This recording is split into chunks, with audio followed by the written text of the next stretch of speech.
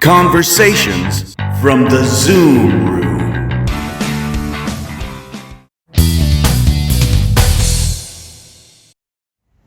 Hi everybody, Bill here. We have a really exciting episode of Conversations from the Zoom Room for you today. It's called Reopen Eyecare, and it's all about the Vision Council's very rich and robust initiative to provide information and resources to help you reopen eye care. We'll hear from Dr. Katie Greiner, Dr. Justin Manning, and of course Dr. Gary Gerber, who's not my cousin, but he is my friend. We're going to hear all about all the tools that they have, and last but not least, we're going to learn about the significant impact that the film Dirty Dancing has had on all of our lives. Take it away, Conversations from the Zoom Room. Hi, my name's Katie Greiner. I am an optometrist and the COO at Northeast Ohio Eye Surgeons. We're an OD-MD practice with 4 ophthalmologists and 8 optometrists. And during the COVID shutdown, my main goal was to create a plan for reopening our office. We had to cancel over 3,000 patients and 500 surgeries. And so we're working hard to get caught back up. And I serve on the advisory council for ReopenEyecare.com, thanks to my Ohio State relationship with Dr. Justin Manning. Right. I am Dr. Justin Manning. I'm the Executive Vice President of Professional Strategies at Healthy Eyes Advantage, HEA being a big part of the, kind of brains behind the launch of ReopenEyecare.com. And I got roped in as an additional doctor voice and as the individual to kind of build an advisory board and advisory council. And Katie was the first that came to mind as an expert voice, and really as the site has evolved over time, listening to the input from all of the users and the optometrists, the opticians, the ophthalmologists who use the site, really building out content and evaluating the site in a way that the stuff that's there makes sense for those who are using it. And it's been a fun time. And next up, not my cousin, Gary Gerber. Yeah, just so we're clear, not that I don't like the guy, I'm not Bill's cousin because everybody asks you guys related, so we're not. Yeah. Although we have a lot of common interests, maybe we could be, who knows. So Dr. Gary Gerber, I am a optometrist. I practiced for 22 years in New Jersey. I sold my practice a long time ago. I started doing consulting. I have a company called Power Practice that I own and we run, and we work with doctors all over the country. Obviously, COVID got us crazy, super busy with all our docs all over the country. We're in 42 states. And our job is to make our doctors profitable. It kind of transitioned from make them profitable to make sure they don't go out of business, which was new for us, and just like everybody else. I also have another company, Treehouse Eyes. We're a myopia management company. We do myopia care for kids. We have, as of Saturday, 20 locations around the country. So we had similar challenges there. Make sure that they reopen quickly, expeditiously, safely. It's 100% kids, but every kid comes in with an adult. And as far as Reopen Eye Care, I'm one of the founders. It kind of came about from my radio show when I did a kind of industry kind of forum over 2 nights. And I wanted to come up with an idea just to keep the buzz going with industry supporting docs. So that's kind of the genesis of my involvement with Reopen Eye Care. So the first question is for Gary, and it's really, what is Reopen Eye Care, and how did it come about? So yeah, let me start with a little deeper how it came about, and I'll tell you what it is. It came about because I was doing my radio show, the Power Hour episode, and kind of right when COVID was just kind of ramping up, I said, we're going to have to do something. We have a pretty big megaphone to the industry, so I kind of felt almost an obligation. What can we do? We're hearing a lot of things from clients, a lot of panic about what am I going to do, and there was a lot of panic then, which seems like in COVID years, like a lifetime ago. Well, how am I going to close? What's the proper way to close? And now it's like, well, okay, I guess you just close, right? And now it's like, once they were closed, how do we get reopened? And because of the Power Practice connection, I thought, wow, we really have an obligation to our docs. and I was talking to industry guys, I thought, everybody's affected by this. They have more zeros on their balance sheet, but the zeros go all the way down to their bottom lines. Everybody is affected by this. So what can independent ECPs, which are the guys that we work with, what can they learn from these multinational, gigantic companies? And let me see if I can circle the wagons and get all those guys on one show at the same time. So we had some great dialogue on the shows. We had a huge audience, which showed there was a significant demand. And afterwards, I contacted them. I said, we gotta keep this going because there's a lot of demand. And that led to several Zoom meetings with 9 of us, I believe, 8 or 9 of us, which led to a website, which is reopeneyecare.com, which is a collection of relevant content broken up in usable kind of chunks, if you will, so you can get through it. And we try to keep it topical and relevant to the issue at hand. So it is a website, but it's a repository of useful information to make sure that you can get through this. And it looks like this is going to continue for a while. Yeah, well, thanks for taking such a great leadership role and doing so much for the industry. You really you have a great voice, and I just heard earlier today from a client we have a Zoom with, and we're going over a design plan with them, and they reached out a couple minutes beforehand and said, we're running a little bit late, we're doing our staff meeting, and then we got on the line. What's staff meeting? What are you focusing on? They said, we're using Reopen Eyecare as one of our guideposts. So that was really cool to hear. So great info. So let's go around with the rest of you, and if you could perhaps expand on what your role is. Why don't we start with you, Justin? So my role with Reopen Eyecare is to develop, to build an advisory board and to lead the advisory board. And again, knowing that, as Gary said, the originators of the site were all leaders within the industry, which brings a wealth of knowledge, a wealth of business experience. And, as they say, if you're the smartest person in the room, you're in the wrong room. And I certainly am in the right room when it comes to this group of individuals.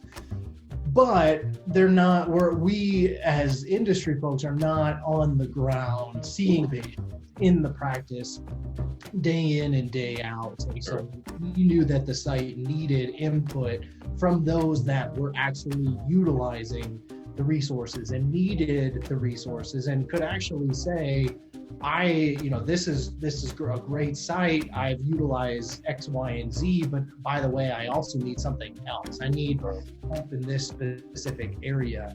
And so the advisory board was created to provide that voice and to bring in, and again, it's titled Reopen Eyecare because it's not just for optometrists. The recent data, it is widely used across the industry, from optometrists to ophthalmologists to opticians to other industry professionals as well. And so we wanted to make sure that each had a voice for the content and evaluating what's on there and really providing a voice to how the site needs to change to make it more usable, more efficient for a busy practice like Katie's, trying to ramp back up, see patients as quickly and safely as possible and get through the backlog. Can you get to the site? Can you leverage the data that's on there in a way that is effective and efficient all at the same time? Awesome. How about you, Katie? What's your role in all this? So I'm part of the board, and Justin brought together an amazing team of really smart people and just diverse backgrounds. So we have an optician, we have private practice owners, a surgeon, myself in an ODMD kind of administrative role as well. And so we meet pretty much weekly, sometimes even more often. And we review the new content that's on there. We suggest changes. So we spend a lot of time looking through the different pages and the content and saying what should stay, what should go, how we can make things more searchable, how people can get quick nuggets of information. And part of my role really was talking about who else needed this information. So we made sure that, the practice administrators and the technicians were included because they're looking for that too, for their doctors.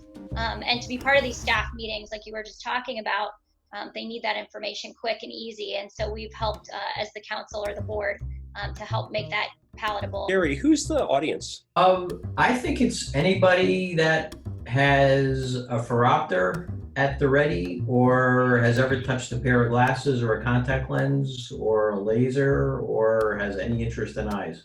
Okay, so pretty much the entire community then. Yeah.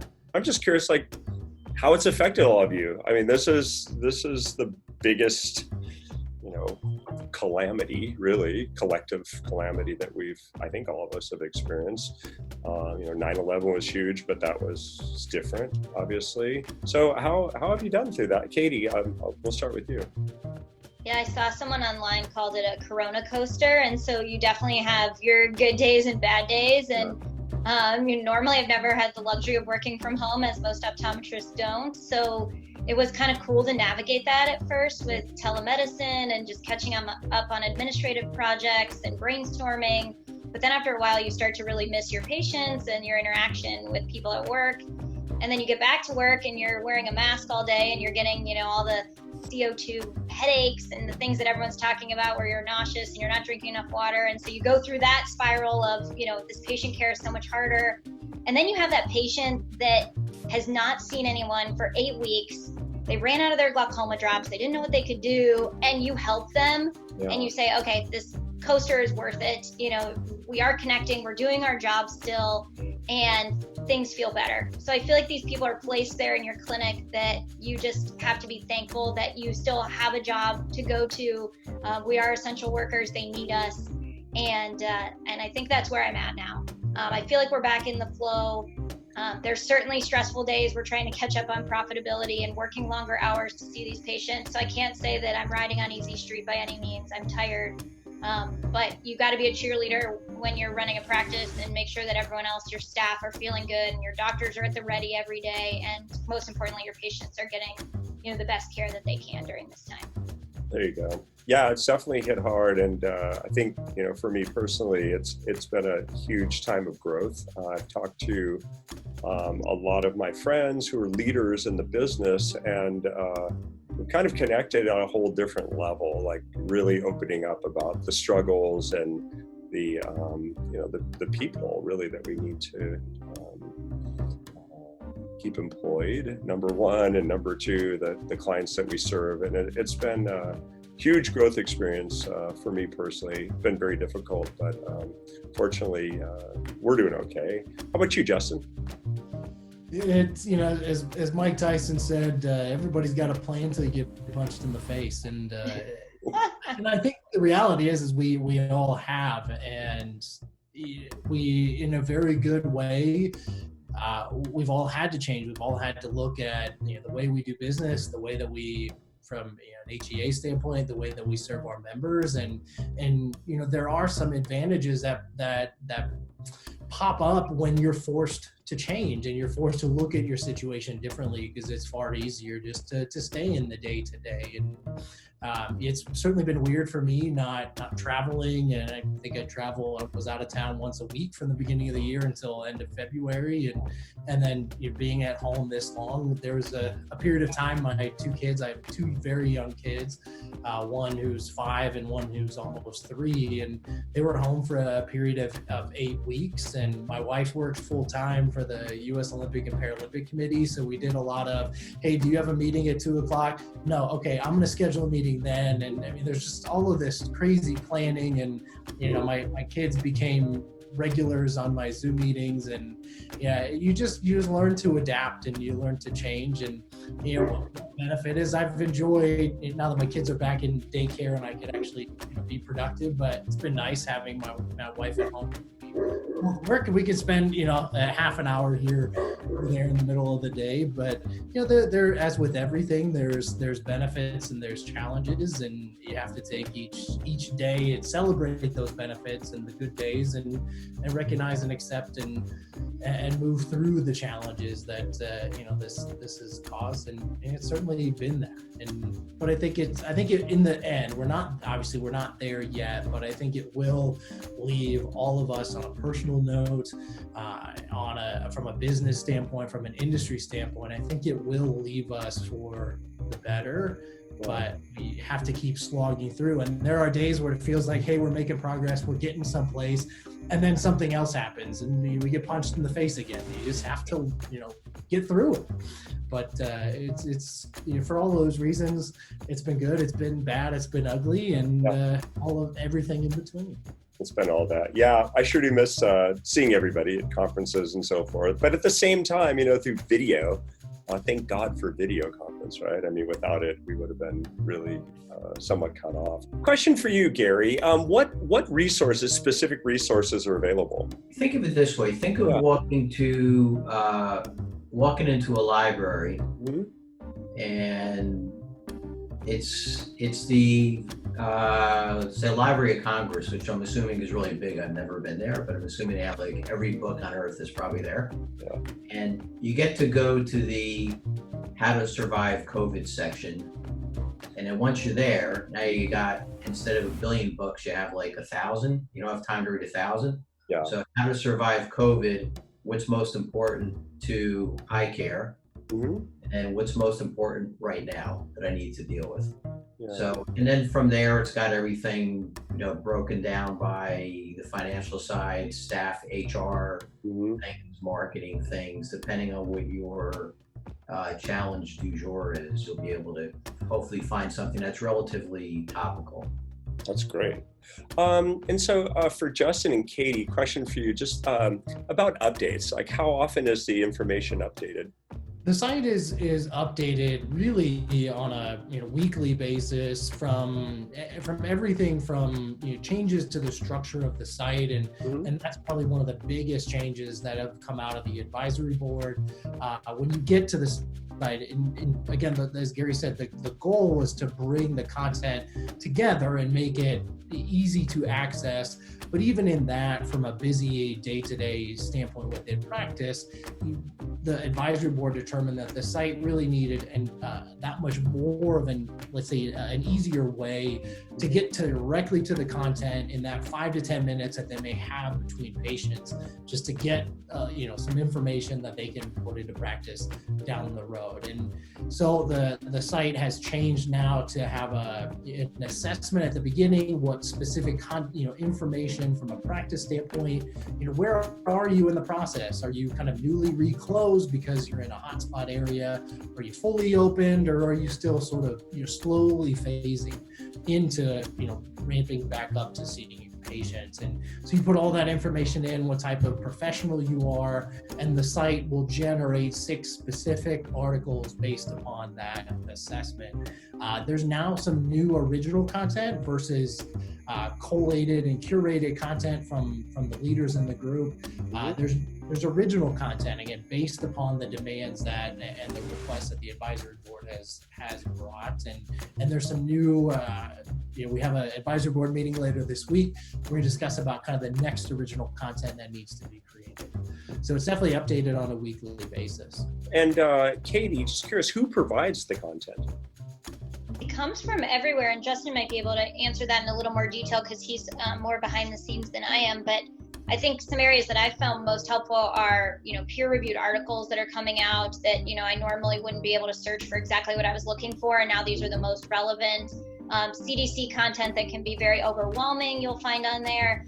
Probably one of the most searchable areas is, what do you do if someone has COVID in your practice, or how do you go about, reopening if someone's been exposed and you had to shut down? So I think that's a huge area, and some of that's original content from people that have gathered that information. And the search function I wanted to make sure we mentioned is really helpful at the top. You can start typing a couple letters and it will start guessing what you're looking for and give you lots of choices under that. So if you're just thinking, contact lenses, can I still do contacts in COVID? It'll bring up a lot of material on that without you having to put much effort into your search function. Just a little bit further, so how has it evolved? We know it launched in May, right? And what are some of the recent changes that have been implemented? When it launched in May, it was really a big transition period where a lot of practices were just starting to put in place their steps to reopen. Sure. And even if they didn't close, they were still maintaining essential care and providing, say, an emergency or chronic medical care.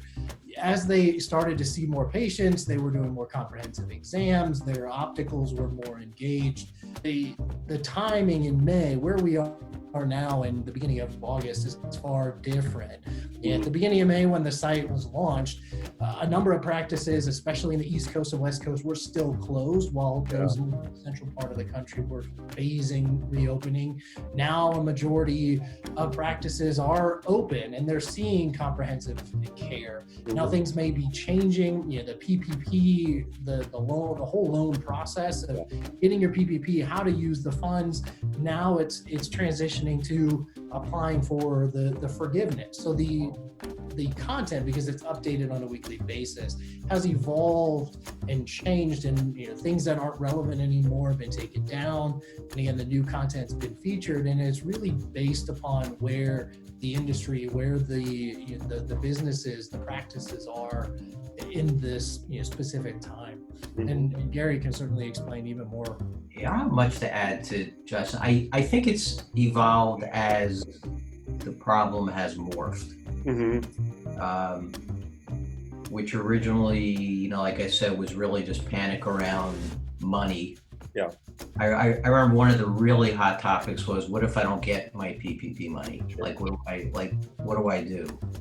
And now, pretty much if you wanted it, you got it, unless you did something really stupid on your application. And I even heard a couple of those went back second time and they got it. Same thing with EIDL money. So it's kind of tried to stay very, very topical. And then to Kate's point, the search thing was not there because we just didn't have time. We're so busy curating and reading articles and sending them back and forth amongst us. Like, what do you think of this one? I got something better. I put it up. We'll deal with it later.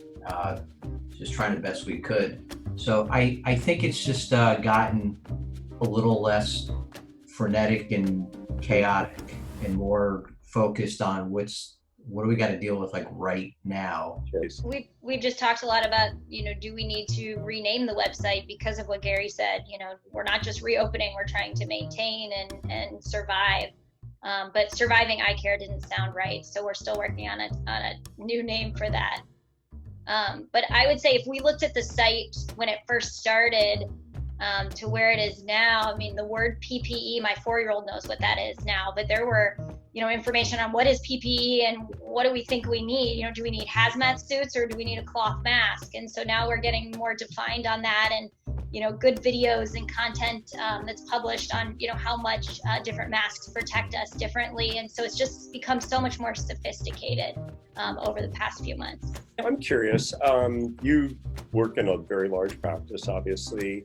Have you had COVID affect the practice directly? So I'm going to knock on a lot of wood here because we really haven't. During shutdown, we had 2 employees that were exposed, but actually were able to get testing and did not test positive. Okay. So to my knowledge, we definitely have not had any doctors or staff, no patients that have come forward that have said they were in the building with COVID. So we've been very lucky, and we are right outside Cuyahoga County in Ohio and in Summit County, which was in a red phase recently. So we have a lot of precautionary ways, and we've really just talked with our staff, and we can't mandate them to make sure they're following social distance at all times, but we give very very, very strong conversations with them that if we're going to be in healthcare, we have to do this. And I think they've taken it really serious, which I'm really, really, really proud of. So coming back to the site for a minute, are there any new features? We talked about predictive search, but any other features that you all are really excited about? Certainly the assessment tool and the as you come into the site, the way the site pulls the information together, specifically what you're looking for. So instead of, Gary's example of going into the Library of Congress, it really pares it down automatically to, the information that you need. But that assessment tool then will deliver that information right away. I think from an excitement standpoint of what's coming and what further coming are the original content and how to kind of even break the articles, the resources that are there down further and make it more bite-sized, make it more consumable. And again, having that content right there exactly, they say, write the book that you need to read. Mm-hmm. And from the content from the side of the user, that's what this original content is going to be. It's exactly that which you need right here, right now. So I'm really excited about what's coming and how the site can even deliver more actionable information right at the time that it's needed. It's really helpful to gather the data. So, before we didn't really know who was clicking, but now that we're asking those questions, we can find who's actually showing up to the site. And I think we are not shocked that it's a little bit of everybody. So it does mean we need to make sure we're creating content for all different parts of eye care. I've been hearing from a lot of our clients and my friends about the changes that they've made, obviously, to deal with COVID. But I'm also hearing a lot about these aha moments around patient care and the sequence in which we're dealing with patients, and also financially on things like capture rate and multiple pair sales going up as a result of this new modality. So on the positive side, what are some of your thoughts, and I'll just throw this out, about the positive impact of all of these changes? This is funny. We have run patients every 10 minutes and sometimes double booked as needed forever. Yep. And that wasn't working well with social distancing for us. And so at a meeting, someone said, can we do every 15 minutes on our template? And it was like, oh no, our practice management system doesn't allow 5-minute increments. Well, of course it did. Yeah. It was just kind of this myth that everyone thought, oh, we have to do it this way. And so we really had our management think outside the box. And so we are successfully scheduling every 15 minutes. It's made everyone really efficient. We're practicing social distancing, but we need that time for cleaning in between patients. And we were able to add a little bit to the morning and end of the day to make up for those, slots that we didn't have like we did pre-COVID. And people move faster. They really just get to the meat of the exam. We don't have family and friends coming into the room, which is kind of nice because that can slow you down a little bit, but we do get them on speakerphone. So we offer that they can listen in on the exam, and some have been on FaceTime. So they're still getting that interaction. And we don't move patients nearly as much. We don't use our dilation room if we don't have to. And we have just seen happier patients for wait times, happier staff because they're not lingering after, the patients are supposed to be gone for the day and they're still in the chair. So like we all had said, there's going to be some positives that come out of this, and ours is definitely how we can better patient flow in our clinics. Great. What are you saying? Similar. I think it's a classic case of how do you do more with less. Yeah. And our doctors pretty much across the country, we had a couple guys in July, like their best month ever. Right.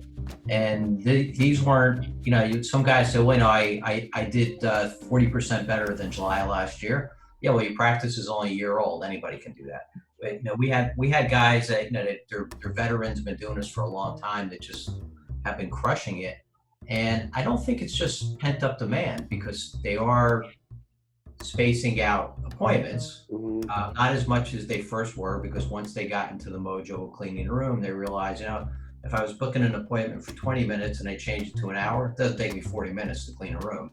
Yeah. I just freaked out the first week because I had no idea what was going to happen. So yeah, definitely numbers are up, capture rate is up. What we're doing now is we're proactively priming the pump to keep the capture rate up by letting patients know that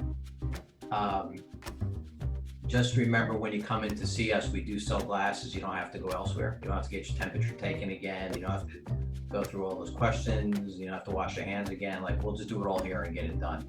It's everything we were always doing, but we're putting it front and center because they're thinking about it now. So yeah, that's been good. And the last thing is just using telehealth, where we should have been doing it 10 years ago.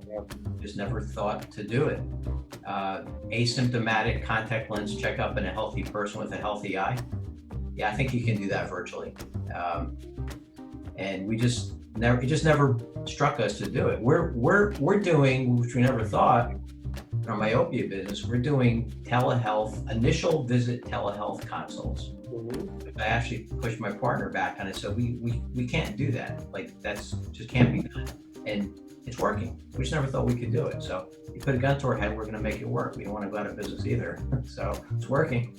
There you go. How about you, Justin? What are you saying on the upside? Yeah, I think, when you look at the market in general, one big driver is convenience. And, when you think about how, from speaking of optical sales, for example, you always want to look at it from the context of how can we reduce the friction that is between here's your prescription and here's your credit card to purchase the eyewear that you're prescribing.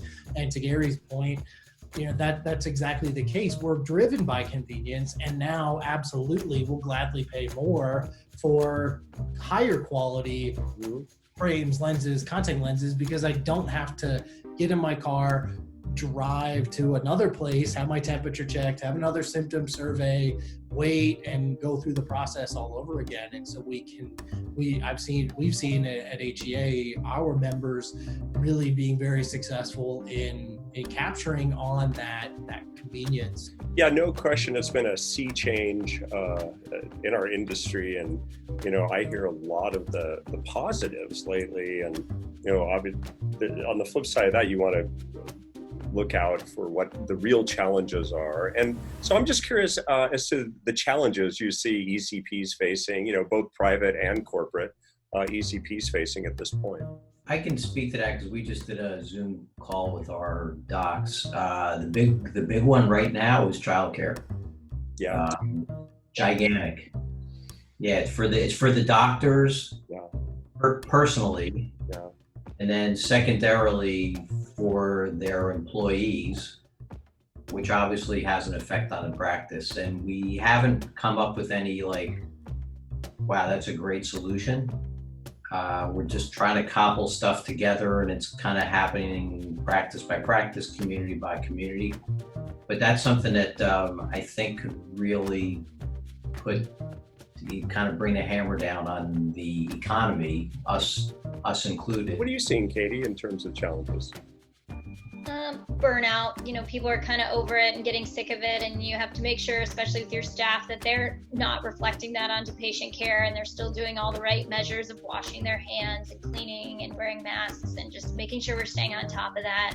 And then, doctor burnout of trying to get caught up on the patients we canceled and the surgeries that, we're social distancing cataract surgeries in our practice. So that means we're not doing the same volume daily. So our surgeons are working more, working longer hours, we've added in some Saturdays to do surgeries.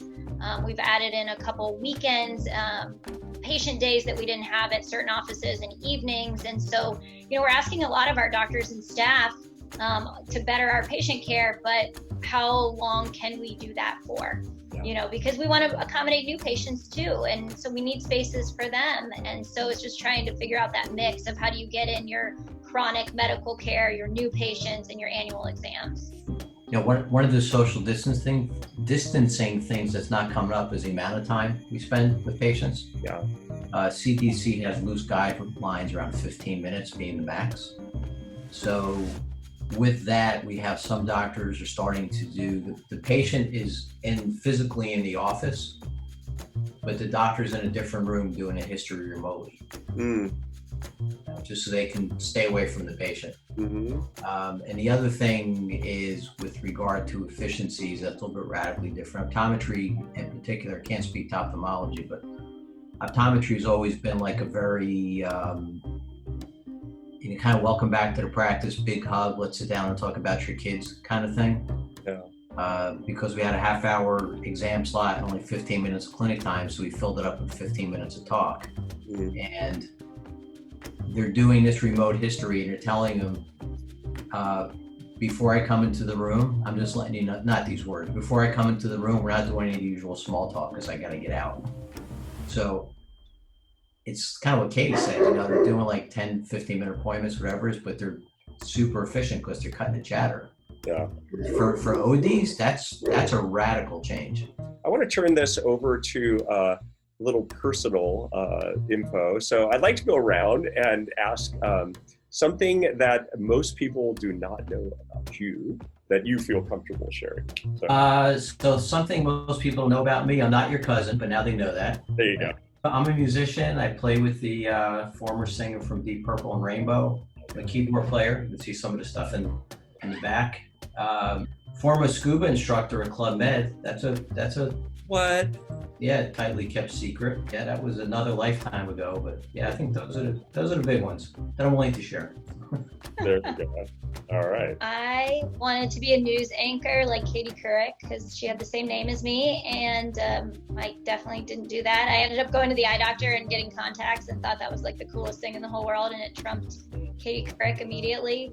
But I also wanted to star in Dirty Dancing, and I practiced carrying a watermelon down multiple flights of stairs many times. So I think that's where I wear my hair curly so I can be just like Baby. And so everyone's phrase is to me, no one puts Baby in the corner. Oh geez, I give myself all the time, and I still am not interesting enough to come up with. Let's see, I have gone sledding down an active volcano, so that's one thing. Okay. I practiced optometry out of the country. Oh. So that's definitely there's a lot of stories there. I come from a family of optometrists. My father's an OD, been in practice almost 40 years now. My younger brother's an optometrist, and Katie was actually one of my extern preceptors when I was in optometry school. Justin and I can share our fun story together. So we had a nursing home patient that came in like that 6:00 p.m. on Friday night, and she had it was a true orbital cellulitis. So we referred her to the ophthalmologist on call at the hospital, and her husband was a colorectal specialist, and they said cellulitis, and they accidentally called him. So he came in and examined the wrong part of the body, missing completely that there was an eye problem. And I get this raging phone call, like, why did you call the wrong doctor? And I said, I didn't. I called for the ophthalmologist. You guys called the wrong doctor from the hospital. And it became a very long saga, but Justin and I did a big presentation on it that still we talk about today. And the patient is doing fine now on both ends. Classic. Well, that sounds like a classic case of cranial rectal syndrome. Exactly. So before we finish up, I have a question for everybody, and this is really about your outlook for the industry, for the future of the industry at this point in time, August 5th, 2020. I think we're going to be fine. I think we're going to be great. I think we have a lot of resources such as Reopen Eyecare, each other, Zoom calls. I think people are much more comfortable asking questions of each other and leaning on each other and not competing with each other. Yeah. We're working smarter, not always needing to work harder. We're getting there. So I hope I can look back at this video and say that I was right, but I think we're going to come out of this better. I frankly think we will.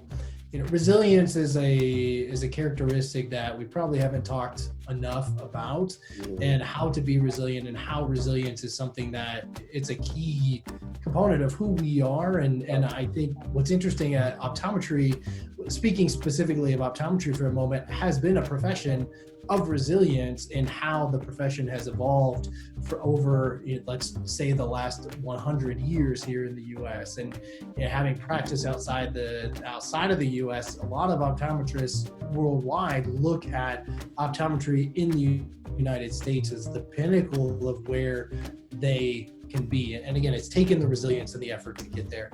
Frankly, I've been concerned throughout my career of, as a whole, are we going to change and adapt to the way healthcare has to change, to the way patient care has to change, to the way we do have to.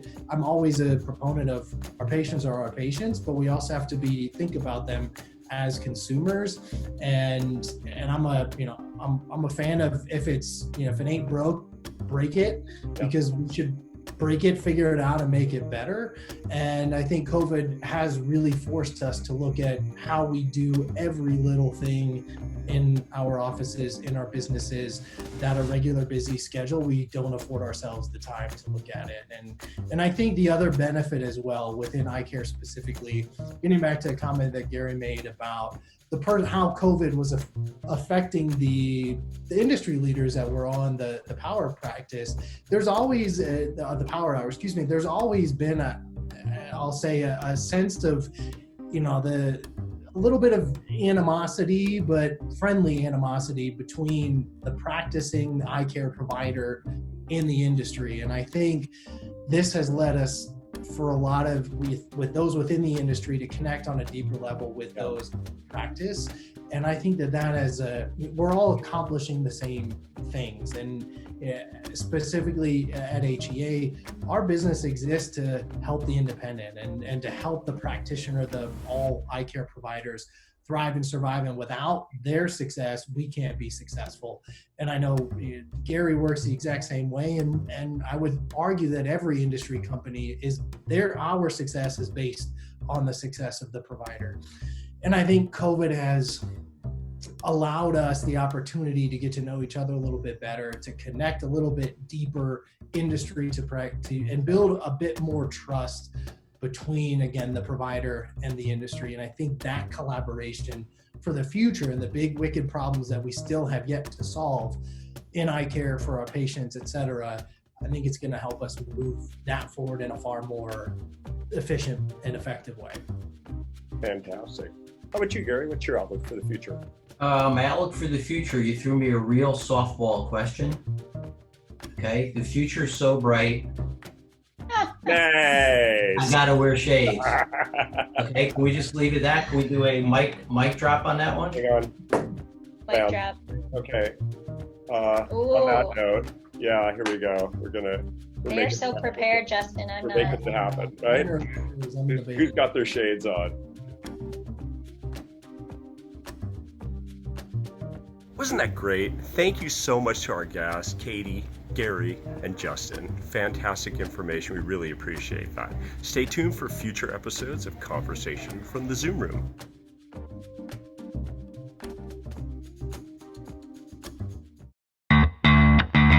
Conversations from the Zoom Room.